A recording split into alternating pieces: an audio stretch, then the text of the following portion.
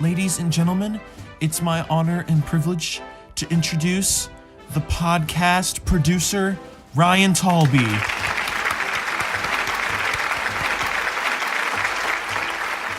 Fellow podcast listeners, so far through 33 episodes, our podcast has accrued thousands of listens across hundreds of different listeners from all across Cincinnati, Ohio. Our two hosts, Brett and Alysa, have never been wittier and sharper than they are today. Our decision to put the ad at the beginning of the podcast and cut down on the boring sports talk has shown great dividends in our podcast success. We are listening to you, and we hear you. We know you want more. We know you want better. And we will deliver. As we enter 2020, the future of our podcast could not be brighter, could not be better, and could not be more exciting than it is right now. From the depths of Delhi to the peaks of Mount Adams, from the riverfront all the way to Westchester, the state of the podcast has never been better. And it's all thanks to Treo Realtors, the #1 supporters of This Week in Cincinnati. And now, on with the show.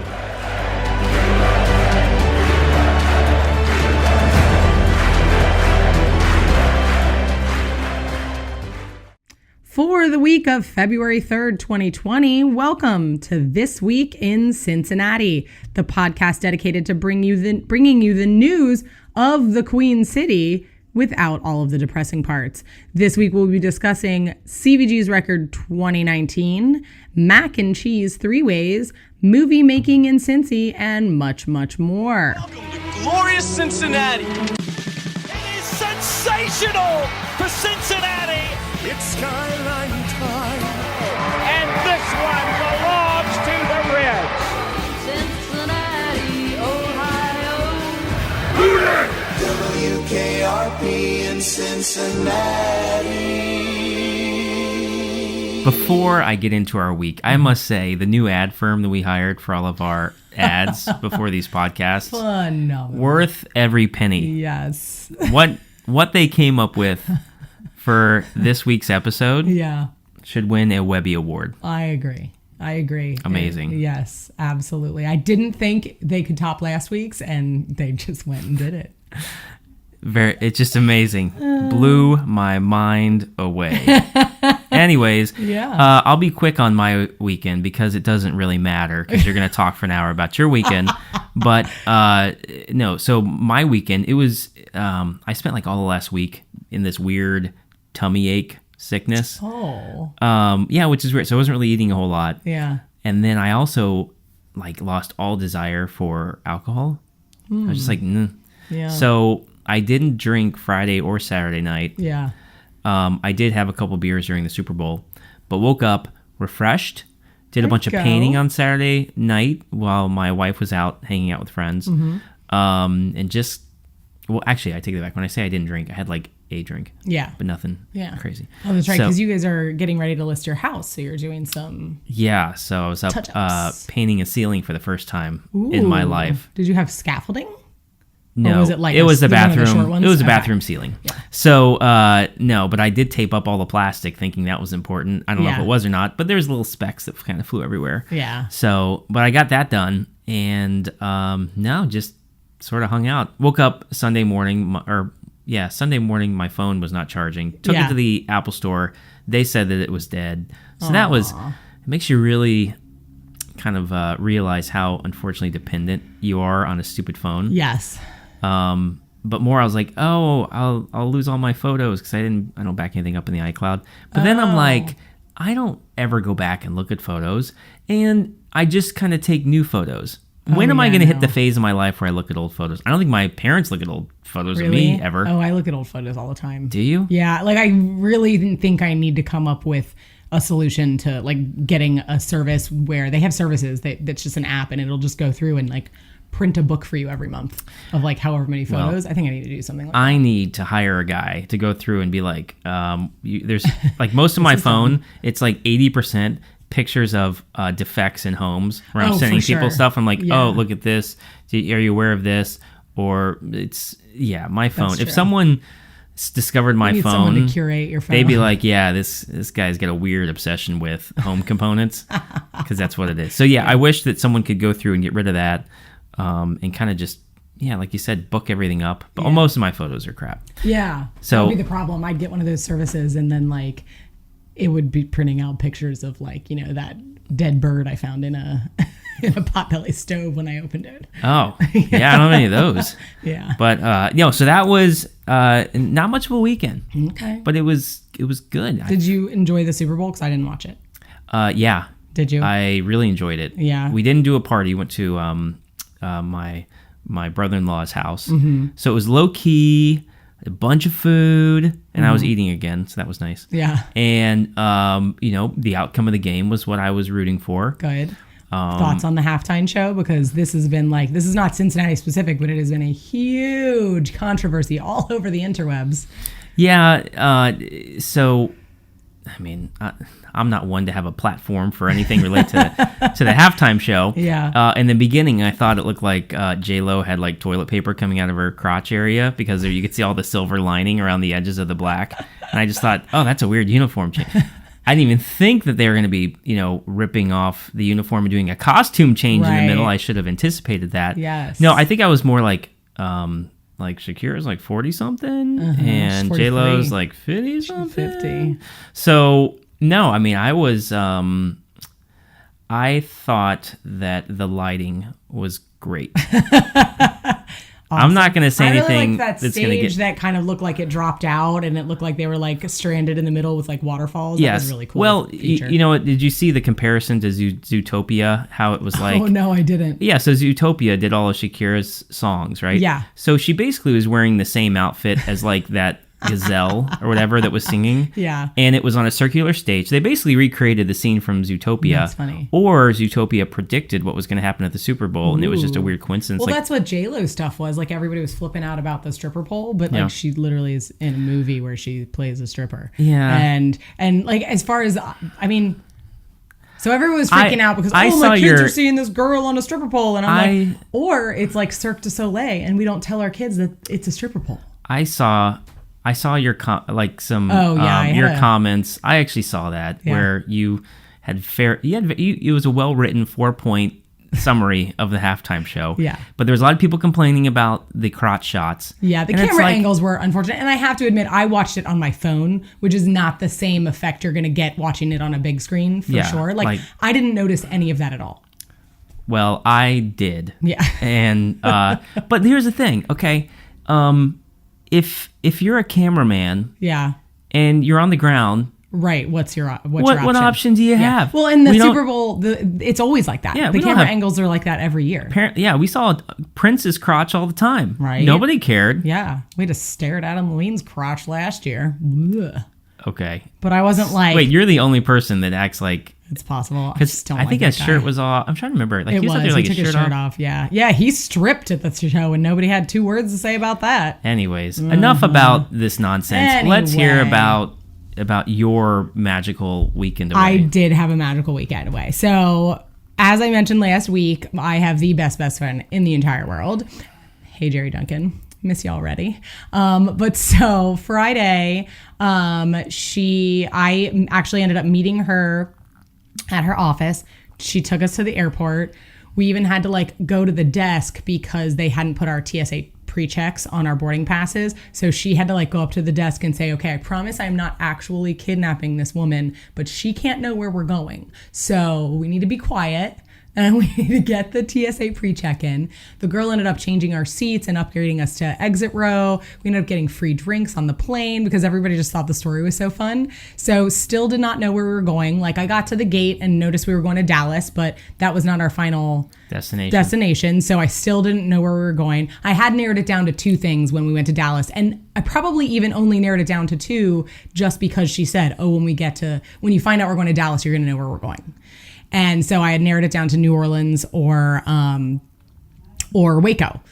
And I had no clues that it was Waco, but like I am so into Fixer Upper and Chip and Joanna Gaines and Magnolia and all that nonsense that I was like, that was like me projecting. And so then we got to Dallas and it was like, we went to our gate and we thought we had our gate number wrong. And I was like, ooh, we're going to Puerto Rico. And I was like, no, we're at the next gate. And so we went to the next gate and I found out we were going to Austin, which is super cool. Austin's supposed to be like this really great city and it was super fun. And then she was like, and once we get to Austin, we still have a 2-hour drive. And I was like, wait, what? So we went to Waco. So the first night we went to Waco, spent the night, we didn't get until like 2 a.m. So we just went to sleep. Got up early. We went and did all the Magnolia things and it was so fun. We did not realize that like everything in Waco shuts down at 5 o'clock. So we had to like really cram some stuff in, but we did get some like chill time to just like, sit and stare at the silos.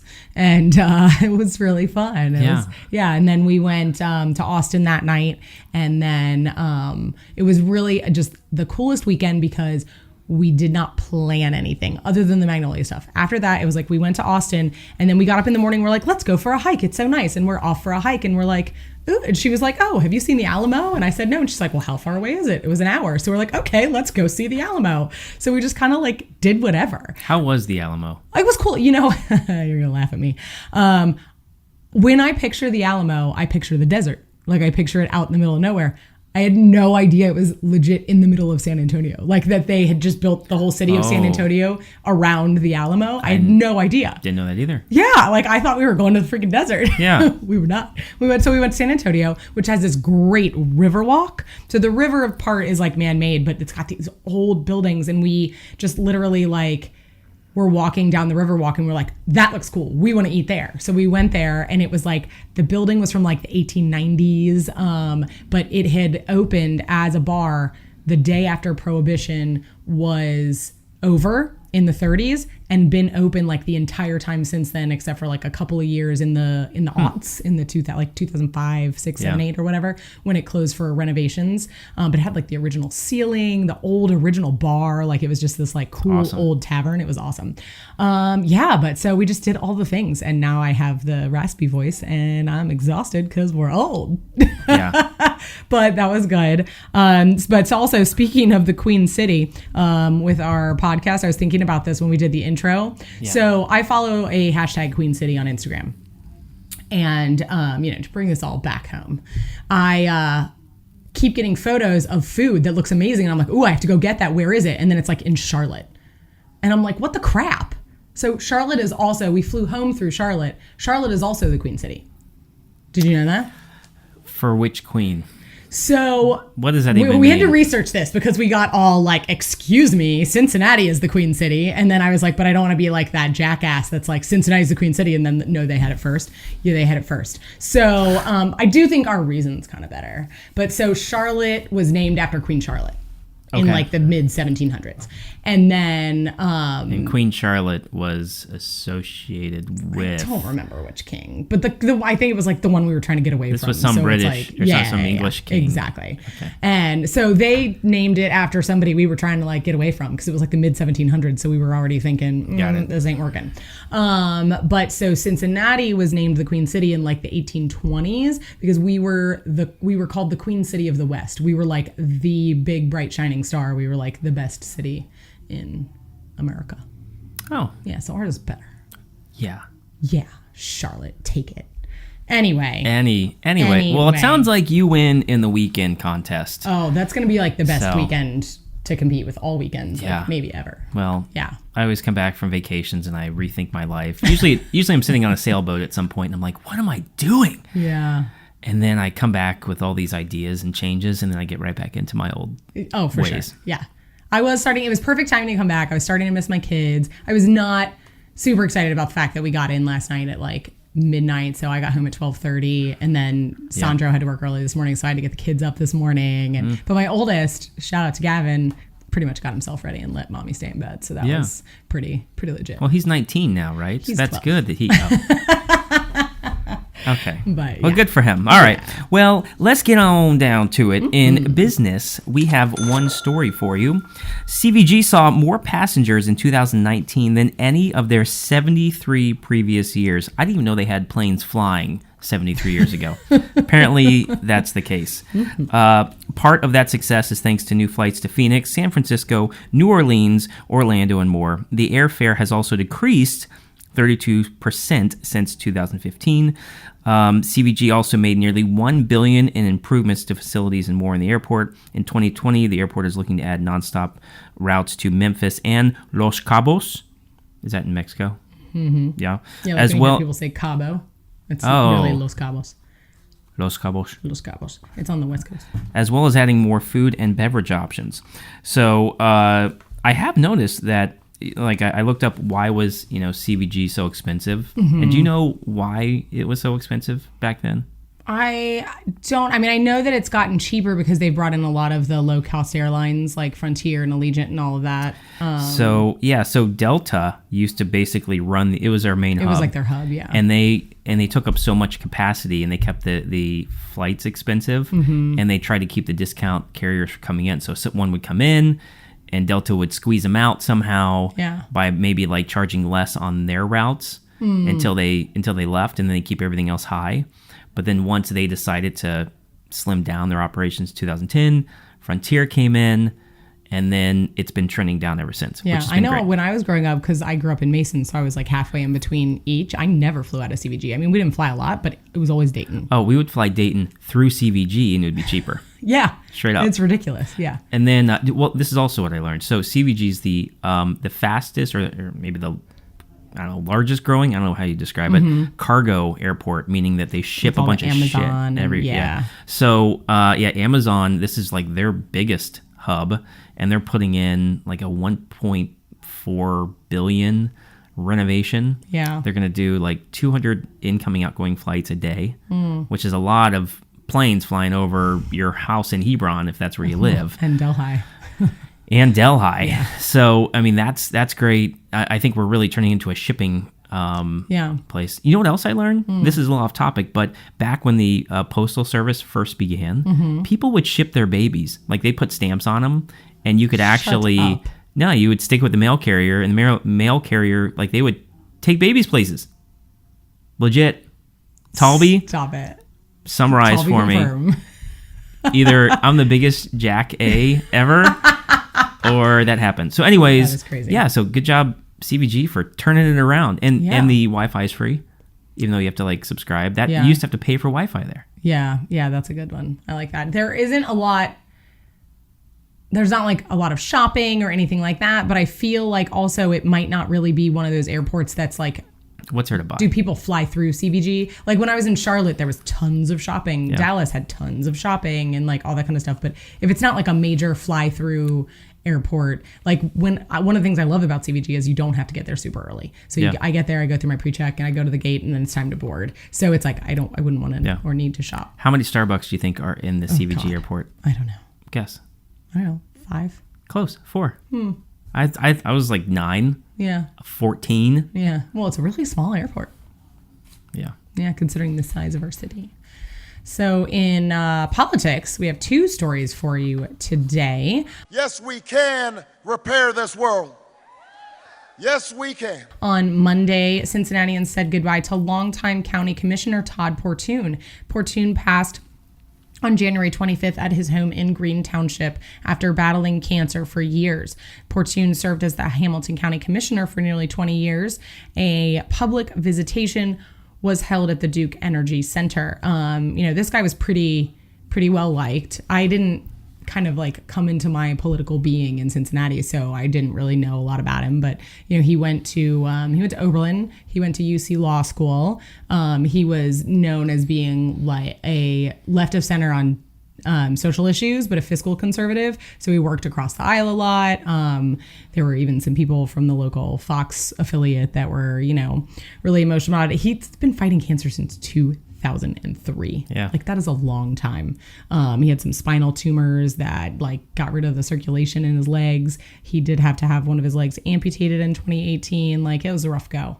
I'm amazed he worked up until like November or something. The end of last year. He had already announced that he wasn't going to run again in 2020, and then a month later he announced that he was retiring. So yeah, it's a bummer. Yeah. Loss for Cincinnati, but hopefully his chief of staff is the acting commissioner now. Right. And then there will be, a new election this year, hopefully. Hopefully what? I don't know. I'm trying to come up with something to say that doesn't sound terrible and heartless. So hopefully we continue the legacy. Yes. Thank you. That Portune established. So eloquent, Brett. I know.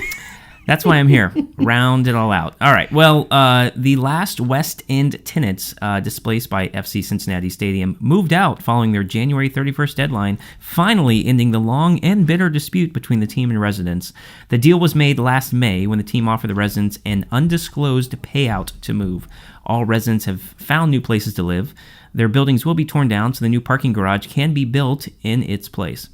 So if you remember, they wanted $300,000 in order to, they could legally be evicted, but they wanted $300,000 to leave. Yeah. And I think they settled, if I had to guess, the city was going to give them, they're going to let them live there through May and give them $2,500. So we were apart by $297,500. Yes. They the only comment we got was it was not as much as they were hoping for, but it was more than their original offer. So they probably gave them $4,000, which is the cost of an eviction plus the $2,500 that they probably would have spent. Right. Yeah, and I think they also paid for their moving expenses and offered to help them find the new place to live and all that kind of stuff. I think it was more than fair. But there were people legit up until midnight working to get stuff out of there. It's you've known for a year. Right. Why are you moving stuff out at 11 o'clock? That's just human nature. The building's going to be torn down. It's not like you got to clean it. Right. Move out the stuff you want and leave the stuff you don't. Yeah, I don't know. So for our quick sports update this week, UC upset number 21 Houston after coming back from 15 points down late in the second half. FC Cincinnati won their first preseason game 3-0 against the lower division Phoenix Rising and then lost 4-0 against Sporting Kansas City. Over the weekend, FC Cincinnati signed Dutch attacker Jurgen Locadia from English Premier League club Brighton and Hove Albion. Jurgen will be the team's second DP along with Yuya Kubo, with another rumored to be coming soon. If you need any clarity on DP, check out our previous episode. Don't Google it, but what's that stand for? Designated player. Oh, yeah. While making these Super Bowl media rounds, Joe Burrow featured on the Dan Patrick Show where he said, "You want to go number one, but you also want to go to a great organization that is committed to winning Super Bowls." So basically, Burrows wants nothing to do with Cincinnati. So. Which I think is awesome. nonsense. I think there's just so, for every 5 articles I see where he's Cincinnati would be a great place to go. Yeah. He's got family ties here through his girlfriend. His parents live 3 hours from here. Yeah. It's an organization where they're going to keep him for 20 years. Yeah. He may not, win a Super Bowl right off the bat, but any team that's picking at the top of the draft is typically not that great. Right. So you're, where you go, Miami? That's a cluster F. I think if there's a good chance that within Joe Burrow's, time at Cincinnati, we're going to have an ownership shift, and we could very well be, a team that's winning first. That's competing. Profit second. Yeah, no, I agree. I guess, if this is the one negative comment he had, and then the rest of them have all been pretty supportive of the idea of coming to Cincinnati, you kind of, you don't want to go out there and be a total jerk. Like that idiot the guy that FC was trying to recruit that was just nope, don't want to do it. Yeah. But at the same time, we got to stop being the team that people don't want to come to. For all our sports. We got to figure this out. Reds turning around this year. All right. That's what they said last year. Literally last year before the season started, everybody was like, this is going to be the season to watch the Reds. Everybody all over the country, not just Cincinnati people. They were like, the Reds are the most exciting team to watch this season. They've actually drafted a lot of the most sought after free agents. Okay. They brought a couple in. Their pitching is great this year. Okay. They're projected to win the division by pretty much everybody. All right. We'll see. Is this really happening? It's really happening. Now we're still going to probably go to shit, but in Cincinnati we live in the hope. We don't live in Yeah. the reality. And as That's soon as fair. you start thinking like, no, let's be practical, well then what's the point, right? Yeah. It's already crappy conditions outside. In your own head, you got to stay positive and bright and sunny and cheery. Good point. Good point. And On to entertainment. On to entertainment. We have 4 stories for you. You want answers? I think I'm entitled. You want answers? I want the truth. You can't handle the truth. Skyline is currently testing out a new mac and cheese 3-way at a handful of their locations for a limited time. As you can imagine, it's mac and cheese with chili and loads of extra cheese on top. It looks as amazing or as terrible as you might imagine. Now, I guess, so Skyline is in fact doing this because I know Gold Star, this was a thing they would do. They'd roll this out pretty frequently. Now, I hate all of this chili stuff. Right. But I did do some research on this. Well, I think they're only doing it at it's not any Cincinnati locations, correct? It's like a Columbus location. Okay, yeah, that's what I thought. Yeah. Which I don't know why you wouldn't test it here, I don't know. right? Yeah. But it sounds like they're just going to do mac and cheese with a bunch of the chili meat sauce in there. Right. Do you know how many Skyline products they sell in the grocery store? No. I mean, the frozen, the canned. It's got just the chili with the spaghetti. Yeah. So I don't know why they have, right. Yeah. I don't know why they have so they have a can. Mm-hmm. They have a microwavable pouch They do. option. Yeah. And they have the frozen. Mm-hmm. Who needs 3 different methods for cooking this stuff? Yeah. I would prefer to see it in a Tetra Pak because I don't really particularly like microwaving plastic and cans. They also have this gross, chip dip or like a bean dip or something that just the package looks disgusting. No, they also sell it in a plastic tub. You can get a family size chili in like those like those old fashioned ice cream containers. Yeah. It's like it's just focus on the can or focus on the bag. Yeah. Who needs a frozen chunk of chili? You know, Americans like choice. They're not like us. You and I, too many choices, and we're like, nope, I'm out. But Americans like choice. Like Acura is just Honda. But because they think in America they have to have a different label to make it different and exclusive, and but it is a different choice. It is different in terms of like. I mean, it's not like, they're In just changing the other emblem on the back, right? In other countries. This is literally the same product, but it's like we're going to throw it in 4 different containers, okay? Yeah. So imagine if, like, let's take your car thing, for example. They said, well, we can put the body of a Civic on it. We can put a body of, like a Hummer on it. Or we can put and you're driving the same car in a different wrapper. Well, that's what my car is. My car, the new Chevy Trax, they stopped making the Cruze. The Trax is apparently made on the chassis of the Cruze. Yeah. They're like, oh, we're going to change this. But it's really the same thing with worse gas mileage. Yeah. Like M&Ms, they put a different, they'll be like, oh, these are mint M&Ms. These are this. I assume it's the same chili. Are we getting a different chili depending upon the container that it is within? No. I guess some people like pack, I guess, would be convenient if you're taking it to work and you don't have a can opener. That ice cream tub of chili sounds disgusting. Yeah. Okay. I feel like we spent a long time on the chili story. I hate that this is a chili town. I'm sorry. So in other entertainment news, the Cincinnati Zoo and Aquarium did their annual Super Bowl selections. While Fiona didn't choose San Francisco, she certainly didn't choose Kansas City either. After looking at 2 toys with the team logos painted on them, Fiona walked over and vomited next to the 49ers toy. Meanwhile, the giant Pacific octopus at the aquarium, aptly named Davy Jones, selected the 49ers to win. This is fantastic. I am curious though, I mean, do hippos just vomit like regularly? Like how like owls just like puke out owl pellets and that's normal? I mean, is she sick or do hippos just puke? Have you ever seen... Well, I don't know. Ryan, can you look up the digestion habits of hippopotamus? Of hippos? Have you ever seen a hippo go to the bathroom? I have not. Okay. So they literally, their tail spins, like winds up. So imagine if you're throwing a bucket of like fecal matter through a fan, and it just goes and just sprays everywhere.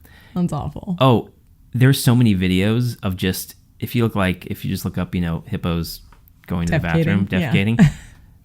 It is the best I mean, it's the grossest thing, but it's the funniest thing. It's like our mac and cheese. It's as terrible as amazing as you think. It is. All these, like, it's in like every culture. So you hear a bunch of Asian people, oh yeah, because it's all at the zoo when they film this. There's not a lot of people in the wild filming hippos. Right. But it is amazing, and I think everyone wants to cuddle around this Fiona. Yeah. But really, she's just a gigantic, disgusting, like poop and puke monster. Poop machine. So she's like a normal child. Pretty much. Yeah. So no, but it's I like when they have animals do stuff. Yeah. Yeah. Yeah. It's fun. So, but I don't know if they puke regularly. So, Ryan, you have your hands full today. I still can't believe that that ad at the beginning of the program was so good. Well, Cincy Music Festival Bunbury revealed their lineup over the weekend. It was met with excitement and proper internet trolling. The headliners are 21 Pilots. Do you know them? I know them. I'm just not a fan. Not Stone Temple Pilots. Correct. I am a fan of Stone Temple Pilots. You know that's that song, like, how's it go? Like, my name's Dirty Face and I care what you think, or whatever. Yeah. Blurry Face. Is that who that is? Yeah. That's them? So I don't like them even more than I thought. Yeah. Okay. Well, I like them. There's also Marshmello. You know who that is? I have heard a song or two on the radio when I've had it on. That's Marshmello, and I thought, oh, that's weird that there's no W on there. What does Marshmello sound like? I don't know, but I know I've heard them on like Q102.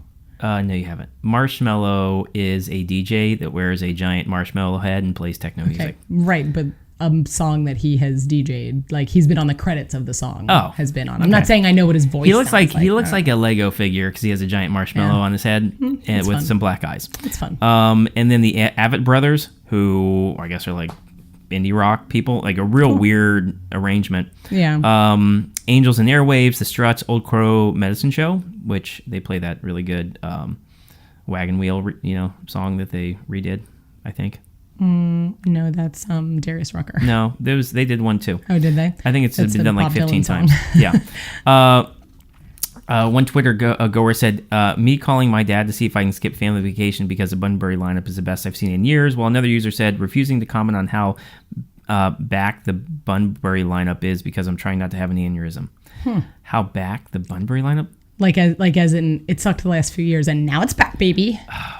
I hate kids. That was a really awkward sentence. Like that was, we need to have a little grammar. Yeah. But also, Tones and I is coming, who has Tones and I, who has like the biggest excessively hit right bad now. At the names of people. Yeah, like when it comes to bands, you know the Dance Monkey song, Dance Monkey, dance for me, okay, yes. You know that song. Mm-hmm. So that's Tones and I. Okay, and she's like number one. Now that's probably her only song. Mm-hmm. It's like when I went to.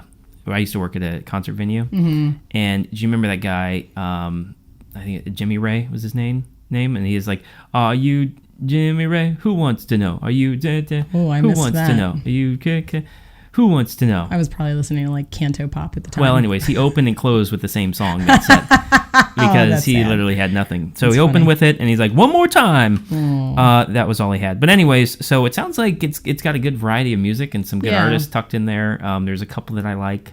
I'm not going to go. I hate festivals. Well, I just feel like this is one of those festivals, and my friend Allison made a comment on Facebook, and it was just like everything. It's just one of those festivals that everybody bitches about the lineup every year and says how crap it is, and then they're there for their Instagram. Like they're there and like, woohoo, this is so great. And it's like, you are the same person that was just bitching about how bad this was going to be, but it's just they want to go and be seen and be cute and whatever. I don't know. I just remember the one year. I've never been to Bunbury because I, again, like age-wise, kind of missed my opportunity there. But of wanting to, I'm sure I could go and be comfortable and fine, but it's just, I'm not going to a music festival. It's my personal preference at this age. Yep. But yeah, I just remember the year where there was like the man romper, the like mesh or no, the lace man romper. That's what I think of when I think Bunbury. Huh. It was a couple years ago. Yeah. Ryan, you should put a picture in the show notes. So according to Movie Maker magazine, the Queen City Cincinnati is one of the best big cities to film movies. Cincy was 14th out of 20 in the magazine's rankings. One of the biggest factors is that Ohio offers a 30% tax credit for filming in the state, which film producers love. Recent films made in Ohio and Cincinnati include Dark Waters, Carol, Extremely Wicked, Shockingly Evil and Vile. I'm guessing that's all one word, all one movie. Extremely Wicked, Shockingly Evil and Vile. Killing of a Sacred Deer, and more. As a matter of fact, Bruce Willis was actually spotted shooting a movie in Norwood just last week. Cincy, the new Hollywood? Maybe the new Toronto. Yeah. Ooh, we're the new Toronto. Well, people really like to film in Canada. It's very inexpensive. We are the Toronto of the Continental 48. There you go. Mm-hmm. There you go. So, no, I have run into nobody anywhere, and I've never heard of any of these movies. Except Dark Waters. We talked about that last week. Oh, yes, I remember that. Because it's like the Netflix one that you saw, The Enemy Among Us or whatever. Oh, it's like yeah. a similar topic. Yeah. Mm-hmm. Yeah, they come down to do exposés on how screwed up our city is. That's the documentaries that freaks everybody out. Yeah. Well, and they did what was the one called recently that Emilio Estevez filmed? He likes to do a lot of filming here. Where they filmed it at the library, it might have been called The Librarian. Mighty Ducks? No. 4? Oh my God, that's my favorite movie ever. No, not 4, but The Mighty Ducks. The series. Yeah. Mm-hmm. All right. Well, let's see. This weekend, more house stuff I got to do. More kids basketball I got to do. Yeah. That's it. Got nothing. Yeah, I don't know what I'm doing this weekend, actually. I have nothing on the calendar. So, if anybody knows of anything awesome I should be doing this weekend, let me know. Okay. And I don't even think I have to clean because I came home to the cleanest, sparklingest house I've ever seen. Shout out Sandra Ortega. You're a master. Best part, wow. It doesn't that even make the vacation that much better? My wife, we have to, I get very little credit, but I do know that I need to be there to support her because she has to clean the whole house before we leave on vacation. Right. She likes coming home to a clean house. That is how I am. So it's vacuuming and it's all stressed out because while we're trying to pack, everything has to be cleaned and all the beds have to be made. Everything has to be done. And yes. I understand that. I don't want to go to a relaxing vacation, come home knowing I've got to get life going back again, and then also be this house. Can't do it. That was an attractive sound I just made. Anyway, so maybe I'll find some ideas here. In the budget lineup for this weekend, the Off Market is back for 2020. They're setting up shop inside Mad Tree Brewing. Off Market stands for Oakley Fancy Flea. Artists, bakers, chefs, scavengers, mobile boutiques, and everything in between will be converging on Mad Tree Brewing for an exciting indoor market in the Barrel Warehouse. The market starts at 10 a.m. on Saturday and lasts until 4. That is actually always a good time, even if you don't buy anything. Sure, anything with beer is fun. Yeah. We've established that. It's a good venue. Yeah. If you have a little bit of cash to spend, Destination Moon is wrapping up. You only have this weekend and next to see the amazing Destination Moon exhibit at the Cincinnati Museum Center. Destination Moon gives guests the rare opportunity to see artifacts that made the 953,000-mile journey possible, like Buzz Aldrin's gold-plated extravehicular helmet visor and the thermal insulated gloves. The dizzying star chart that helped Neil Armstrong, Buzz Aldrin, and Michael Collins navigate the historic journey, and the rucksack and survival kit that accompanied the astronauts are also included. The star of the exhibition is the Columbia Command Module on display outside the National Air and Space Museum for the first time since 1976. So very exciting. So yeah, pretty cool space stuff. Yeah, maybe we'll go do that. I want to go into space at some point before I die. You do? Yeah, I just want to pop up. It's all black, float around a little bit, come back down. That's bold. I don't know that I want to do that. That's what I'm going to do. Okay. And if you're looking for a date option this weekend or an anti-date option, get your brunch on at the Galentine's Day Beers and Brunch event at the Loft at Braxton. On Saturday, February 8th, they'll host a brunch for any and all ladies who want to celebrate Galentine's Day in style. Start the morning with a Belgian waffle and crepe bar catered by Taste of Belgium. Yum. Then carry on with bottomless mimosas, Bloody Marys, and a lineup of your favorite Braxton beers on tap until 2 o'clock. Your ticket price does include food and drinks. That sounds like a lot of fun. Yeah. Yeah. Can you bring your kids? I don't know. Yeah. I'm hoping there are some like real gals there, like not just all chicks. What? Bring What's a some of gal? Just bring some of my friends. Oh, girlfriend thing. You said not chicks. Well, never mind. Are you making is this like a reference to something that I'm too old to understand? Maybe. Okay. Might be. Dang it. Well, that is it for this week in Cincinnati. We're looking forward to a great 2020 with the podcast, and we want to hear from you on what you'd like to hear. Feel free to slide into our DMs on Instagram or Facebook with any comments, questions, and suggestions for the podcast. Or if you want your business, event, or story featured on an episode, don't forget to leave us a 5-star review at the end of the episode. Now, stay tuned for the cleanup with our producer, Ryan Taulbee. He puts the tall in Taulbee, that's for sure. Dude's like 6'1". Sure. Yeah, as he corrects all the mistakes and misinformation. We try to feed you as fact throughout the episode. As for Alysa and myself, have an amazing week this week in Cincinnati.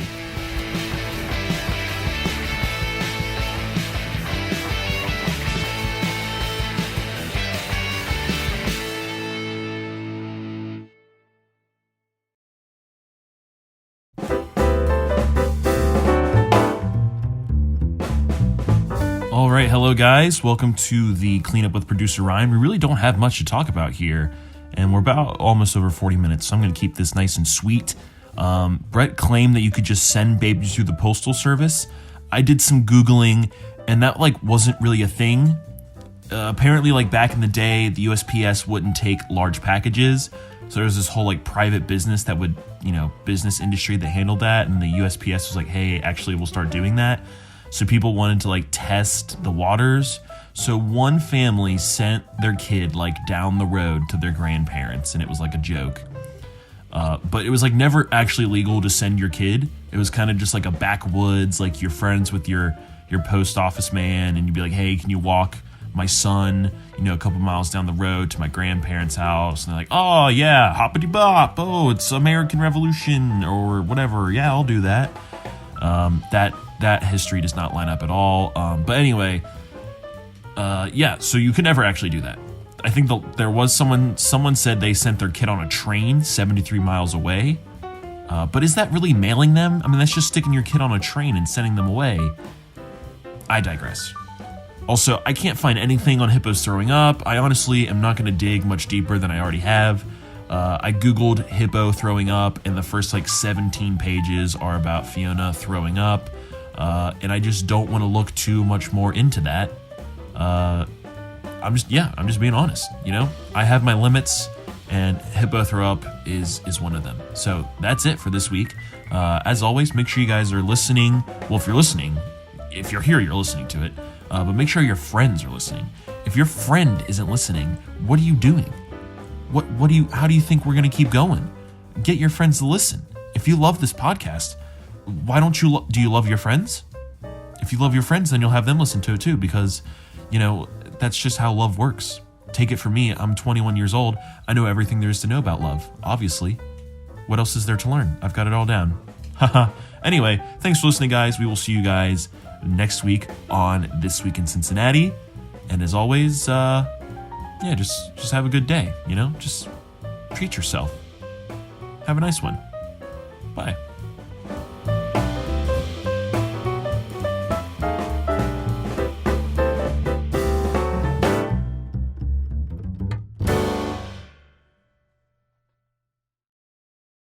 This wood old.